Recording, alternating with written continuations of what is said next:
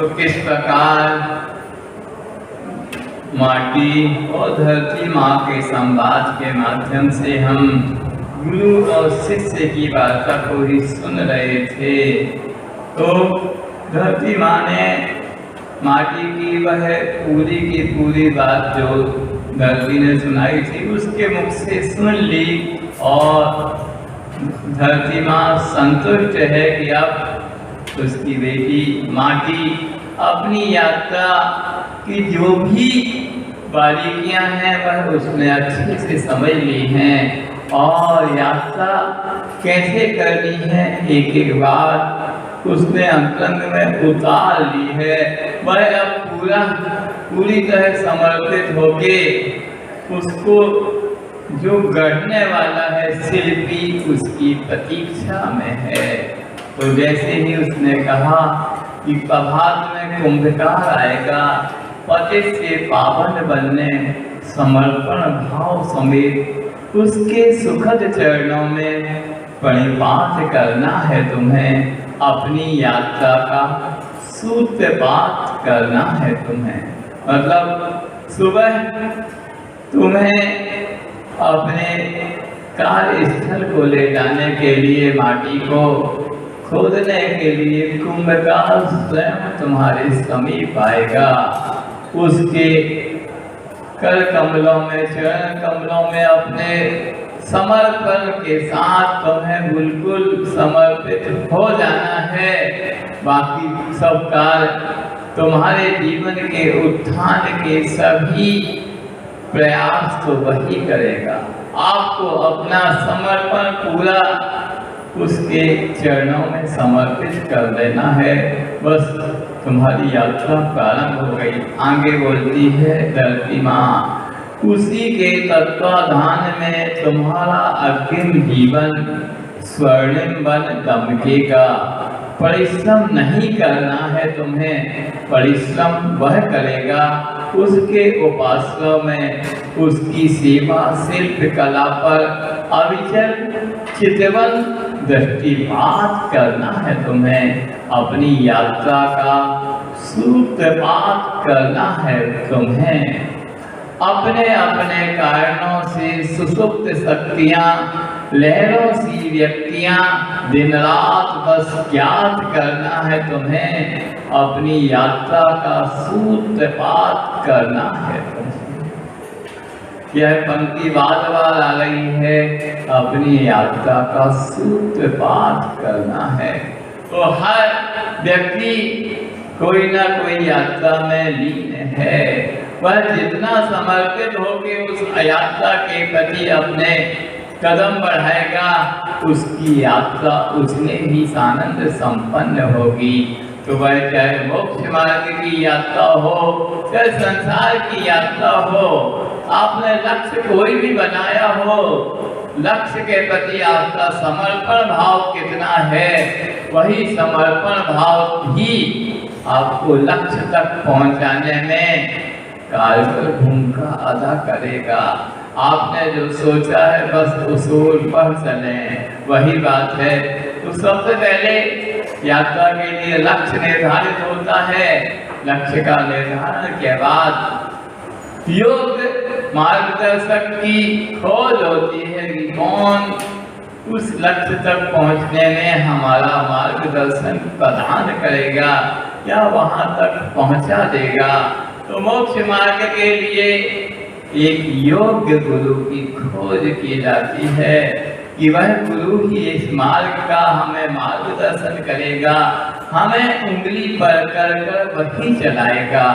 उसके सानिध्य में ही, उसके तत्वाधान में ही हमारा जीवन स्वर्णिम बन दमकेगा। यहाँ कुंभकार की बात है और माटी को उसके चरणों में अपना समर्पण करना है।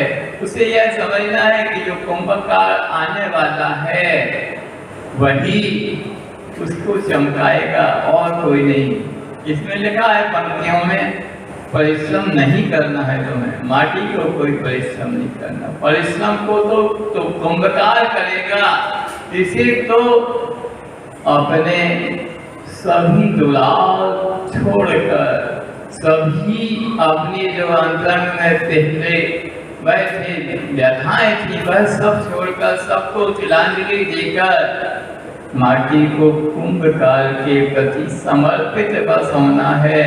बस उसे अपने आप को सौंप देना है, सर्वस्व सौंप देना है कुंभकाल के हाथ में।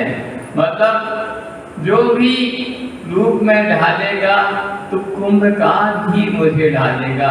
मुझे मेरी कोई इच्छा नहीं है, कोई वांछा नहीं है कि मेरी माटी का कुंभ बन जाए, खिलौना बन जाए, दिया बन जाए, आदि आदि कुछ भी बन जाए। यह माटी की कोई इच्छा नहीं होती। माटी तो पूर्णतः समर्पित हो जाती है। जैसे आप लोग सुबह सुबह भोजन बनाने के लिए क्या लेते हैं? आटा लेते हैं ना।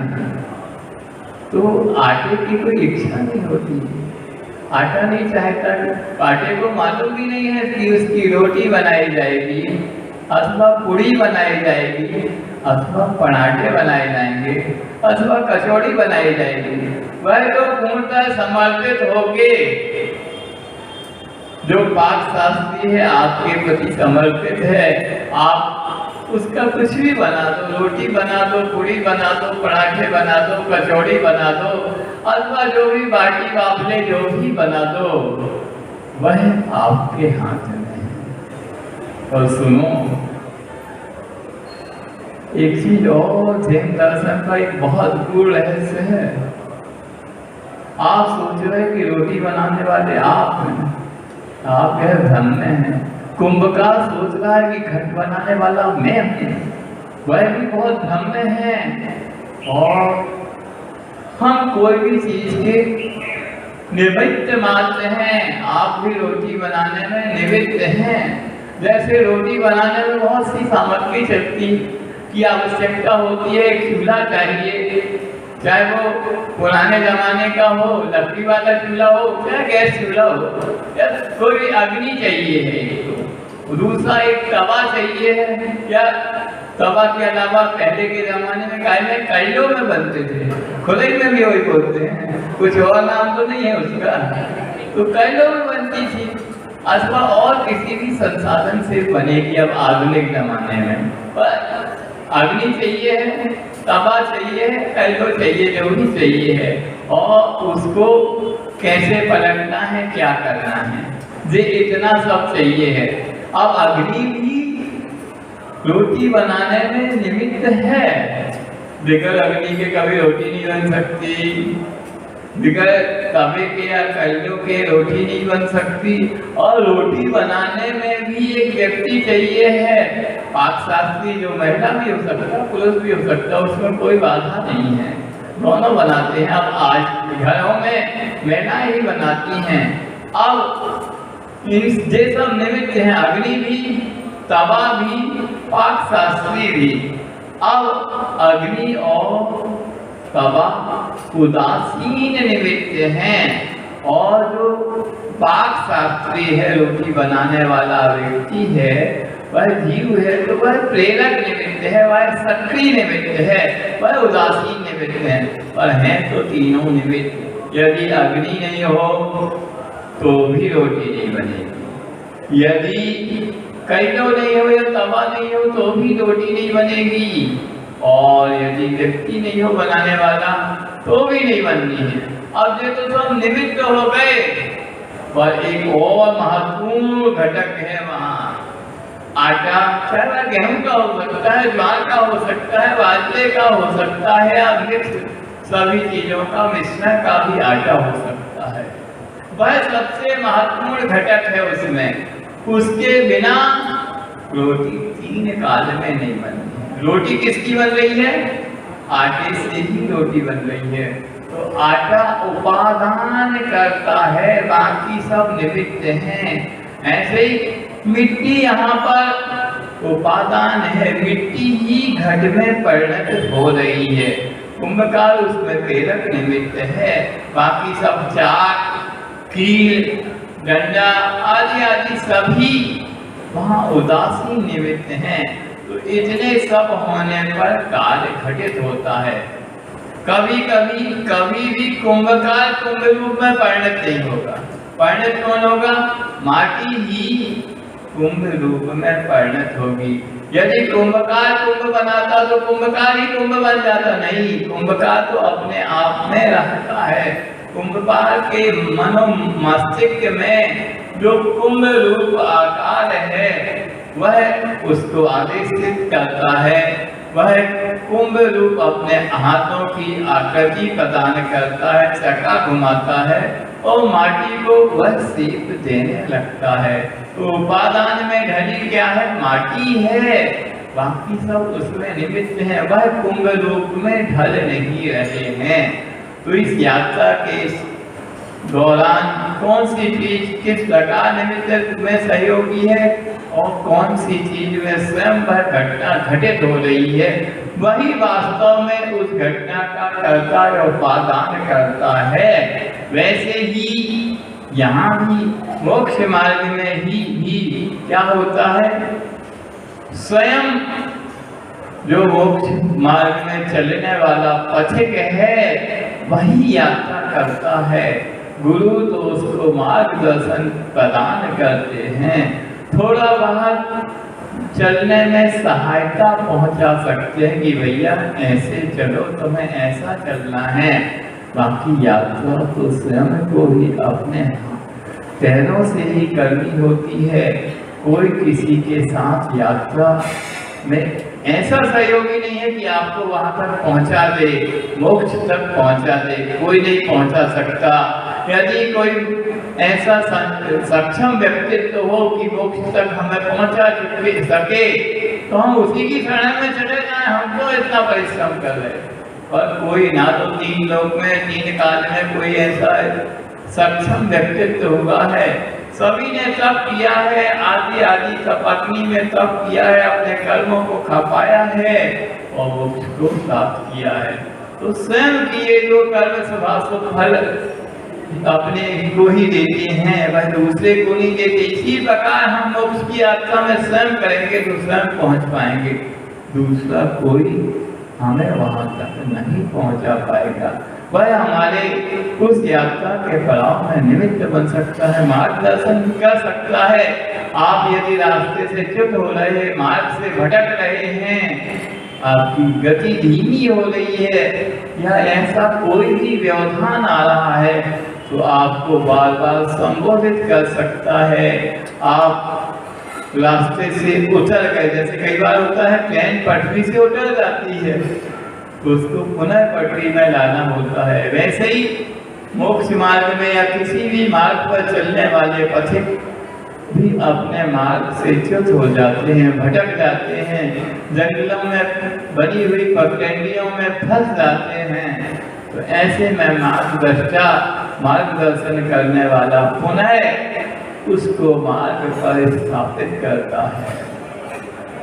तो सम्यक दर्शन में 8 अंगों में एक स्थितिकरण अंग है। आप लोगों ने 8 अंगों के नाम सुने होंगे सम्यक दर्शन के। सुने हैं? निसंकित, निकांक्षित, निर्विचिकित्सा, उपगूहन, स्थितिकरण, वात्सल्य और प्रभावना। उसमें स्थितिकरण और उपगूहन ये 2 अंग कैसे हैं? दूसरा या व्यक्ति जो मार्ग में चल रहा है वह सम्यक दर्शन से, सम्यक ज्ञान से या सम्यक चारित्र्य से यदि च्युत होता है, उसकी चाल धीमी होती है, मार्ग दूसरा पकड़ लेता है, तो पुनः उसी मार्ग पर सम्यक दर्शन में स्थित करना, सम्यक ज्ञान में स्थित करना या सम्यक चारित्र्य या रत्नत्रय तीनों में स्थित पुनः करना, इसका नाम स्थितिकरण है। चलते चलते उसमें दोष उत्पन्न हो सकते हैं, पथिक में कुछ ऐसे अवगुण आ सकते हैं। तो उन अवगुणों को ढांकना और उनको पुनः उनसे दूर करना या स्थितिकरण और उपगूहन का कार्य है। तो यहाँ पर निमित्त को इतनी प्रधानता देते हुए, उपादान को गौणता देते हुए यहाँ गुरु जी ने कहा है कि आप निमित्त के आधीन अपने को सौंप दो। अपनी सभी इच्छाओं को परे रखते हुए, सांसारिक सभी वांछाओं को छोड़ते हुए, आप जो आपका प्रेरक निमित्त है, कुंभकार है, उसके चरणों में अपने आप को समर्पित कर दो। तुम्हारा कल्याण तो उसके हाथों के कर चुमन से ही हो जाएगा। यह माँ धरती माटी को समझा रही है कि परिश्रम तुम्हें नहीं करना है, परिश्रम तो वो है अपने उपासना में। आपने कुंभकार का उपासना देखा होगा, कितना प्राकृतिक दृश्य होता है। एक चाक होता है, चाक एक कील पर घूमता रहता है, कुंभकार हाथ में एक डंडा लिए है और उस चाक के बीचों बीच एक मिट्टी का बिल्कुल नरम नरम लौटी हुई मिट्टी, बिल्कुल उसमें से एक एक कंकड़ को दूर कर दिया गया है। बिल्कुल चिकनी साफ मिट्टी है, उसमें कंकड़ की एक भी स्थिति नहीं है, क्योंकि कंकड़ आ जाएगा तो वह उस मिट्टी की उस मुलायमता को बाधित करेगा और मिट्टी जितनी चिकनी और मुलायम होगी उसको ढालने के लिए, कुंभकार को उस रूप में ढालने के लिए उतनी ही सहूलियत होगी। तो यहाँ माटी को धरती माँ कह रही है कि तुम्हें बिल्कुल अपने कंकड़ों को दूर करके, अपने आप को बिल्कुल निर्मल बना के, बिगड़ कोई कर्कशता के, मृदुता के साथ, बिल्कुल मुलायम पने के साथ आपको किसके, आपका जो गुरु है, कुंभकार है, उसके प्रति समर्पित होना है। समर्पित के बाद, समर्पण के बाद गुरु को ही देखना है कि वह उससे क्या निर्मित करेगा, कुंभकार ही करेगा। और फिर मौन होकर उसकी सेवा शिल्प कला पर अविचल चितवन दृष्टिपात करना है। कुंभकार क्या कर रहा है, माटी को सिर्फ मौन रूप से यह देखना है। कौन सी शिल्प कला का वह बहुत बड़ा जानकार है, उसके हाथों में इतना हुनर है कि वह माटी को भी एक अद्भुत रूप दे सकता है। उसकी उस शिल्प कला का बिगड़ कुछ हिले डुले चिंतन करना है, देखना है कि वह क्या कर रहा है, कैसे कर रहा है और क्या अद्भुत कार्य घटित हो रहा है, कौन सी अद्भुत गति का सजन हो रहा है। यह बिगड़ आपके अंतरंग में हिलोड़ों लिए हुए निश्चल होके यह चितवन इस घटना पर आपको दृष्टि रखना है और कुछ नहीं करना।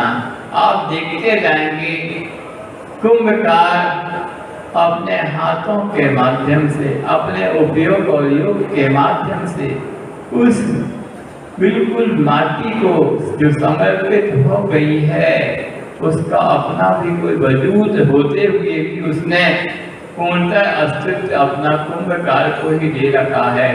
तो वह ऐसा समर्पण कर उस वह अपनी यात्रा को प्रारंभ की ओर निकल पड़ती है।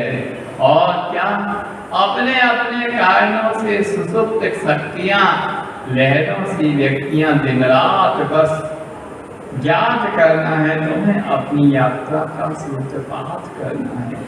जो तुम्हारे माटी के अंदर ऐसी ऐसी सुसुप्त शक्तियां हैं, हर अभी पहले आचार्य ने कहा था सत्ता सब करता, मतलब सभी पदार्थों में अपनी अपने रूप में सत्ता है और सभी पदार्थों की अनगिन प्रतिसत्ताएं हैं, उनमें अनगिन क्षमताएं हैं, संभावनाएं हैं। तो तुम्हारे अंतर में कैसी कैसी सत्ताएं हैं, संभावनाएं हैं अनगिनित, उनका उद्घाटन कुंभकार के माध्यम से होगा। वह शक्ति का उद्घाटन कुंभकार के माध्यम से होगा। अब घट बन गया है तो वह भी कुंभकार बनाएगा। और उस माटी में इस प्रकार उपादान की योग्यता थी कि उसमें घट बनना था तो ही घट बन पाया। यदि उस माटी में घट बनने की उपादान की योग्यता नहीं होती तो कुंभ काल कभी 3 काल में उस माटी को घट रूप परिणत नहीं कर सकता। यदि उस माटी में दीपक या खिलौने बनने की योग्यता है उपादान की, तो उस माटी से वही बनेगा। तो ऐसी हर व्यक्तित्व के अंतरंग में उपादान की योग्यता है, वह उपादान की योग्यता ही उस काल में ढलती है। वही हमारी सुसुप्त शक्तियां हैं। जैसे नन्हा नौजवान बच्चा घर में होता है, पूरे घर में खुशियां छा जाती हैं, और जैसे जैसे वह बड़ा होता है, माता पिता उसकी एक चाल, तुतलाते हुए बोल और लड़खड़ाती चाल को देखकर बहुत प्रमुदित होते हैं, खुश होते हैं। बड़े बनने की कल्पना वह सजोने लगते हैं। बड़े बनते बनते वह सोचते हैं, जब मेरा बालक बड़ा होगा तो मैं फला बनाऊंगा, डॉक्टर बनाऊंगा, कोई कहता है वैद्य बनाऊंगा, कोई कहता है इंजीनियर बनाऊंगा, कोई कहता है वकील बनाऊंगा। उसके अंतरंग में कौन कौन सी शक्तियां विद्यमान हैं, इसकी संभावना पर सब विचार करते हैं।